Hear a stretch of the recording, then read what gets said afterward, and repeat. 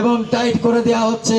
আর তোমাকে তো ছেড়ে দেওয়ার আগে এখান থেকে কিন্তু এই যে ম্যাজিস্ট্রেটের দিকে খেয়াল করো, এই যে এই রুমাল ম্যাজিস্ট্রেট যখন ফেলবে ঠিক সেই মুহূর্তে কিন্তু তোমাকে ছাড়তে হবে দড়িটা। ম্যাজিস্ট্রেট আর একটু সামনে যাক, আমি একটু ঘড়িটা দেখি, আমার 1 মিনিটের মধ্যে আমি এই সাদা কাপড়টা ফেলে দেব, এরপর আপনারা ফাঁসিকে কার্যকর করবেন।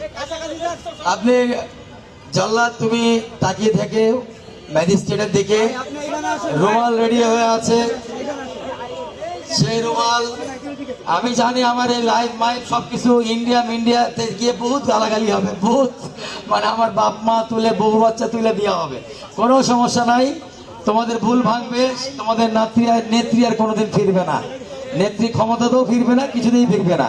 তোমরা ফিরে আসো, তোমরা বাংলাদেশে ফিরে আসো, তোমরা বাংলাদেশের ভালো মানুষের দিকে ফিরে আসো। রুমাল দেখলেন যে উঠে গেল এবং শেখ হাসিনাকে ছেড়ে দাও।